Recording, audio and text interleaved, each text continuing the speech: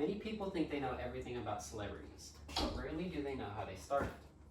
I've listened to Frank Sinatra for years now, and as I've grown up, I've only loved his songs even more. Recently, I went more in depth and started to research his life all the way from his upbringing to the point of his sad passing. Today, I'm going to tell you about an uncrowned king of a genre that was changed by time. Sinatra was known for pop music during his time in the limelight, and after stepping away from music, it was slowly categorized into the genre that we all know today as oldies. I'll be starting off with his early life, and then move over to his more well-known golden years, finally finishing up with his eventual passing and his impact that grew even after. But before we can get to the crater he left, we started his beginning. On December 12th, 1915, in Hoboken, New Jersey, on this day, our star was born as we know him today. According to the book, The Lonely Boy from Hoboken, Sinatra's father was just a bar owner and did some boxing on the side, and Sinatra's mother, most known as Dolly, was a big influence in politics at the time and in Sinatra's life. However, Sinatra did take an interest in the boxing aspect of his father's life, if not only just to protect himself from the tough neighborhood he lived in.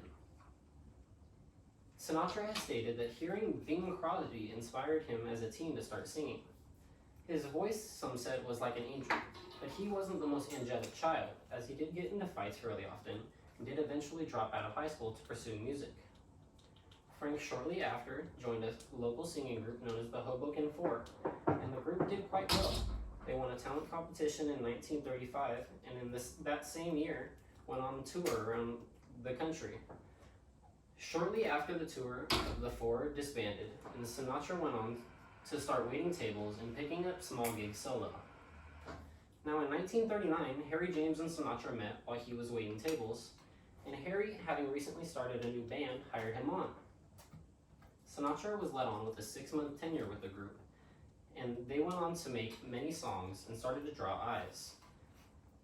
Encyclopedia Britannica states, in December of the same year, Sinatra was offered a spot in Tommy Dorsey's band, and Harry James graciously let him go.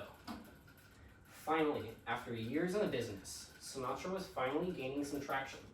Sinatra and Dorsey's group went on to make numerous songs together, which some would say is Sinatra's first major body of work. Sinatra went under Tommy's wing and started learning some of the trade's tricks. According to the article, The Ways Frank Sinatra Influenced Pop Culture, Sinatra also in this time went on to collaborate with other singers and was featured in a number of songs such as I'll Never Smile Again and Without a Song.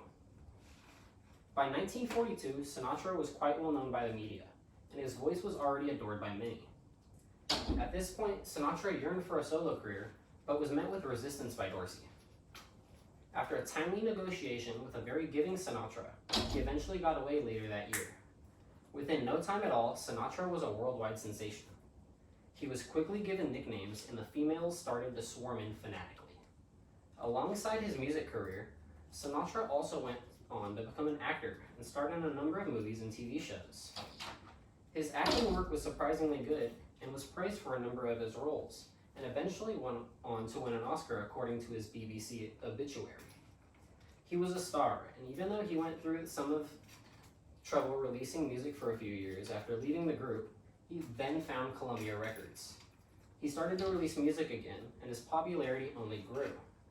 With fame almost always comes problems, and in 1948, Sinatra started to receive a great deal of bad press and rumors. Sinatra, being of Italian heritage, along with being seen with well-known crime figures, only contributed to this decline. Sinatra would state that you're going to know the bosses of the places you sing at, and that was his go-to reply to all of the allegations. However, Sinatra fell into a slump shortly after, eventually breaking apart from his first wife, as well as losing his voice completely for some time from all the singing in recent years. Sinatra's contract with Columbia wasn't renewed when it came time, and his agency left him as well. Sinatra's stardom was falling from him, and in 1955, his music style took a drastic turn, and he signed with Capitol Records. Sinatra continued on with the label for the next 9 years, and released what is most popularly recognized as his best work. In the early 60s, according to Sinatra, the song is You, Sinatra left Capitol Records and founded Reprise Records and continued to release his music under his own label. At this point, Frank was finding some struggle getting any attention from the youth, but continued to keep performing through the years. He announced his retirement in 1971, but only 2 years later, Sinatra was back to making music. All the way to 1994, Sinatra only recorded 7 albums within this time period, with these being his most sorrowful.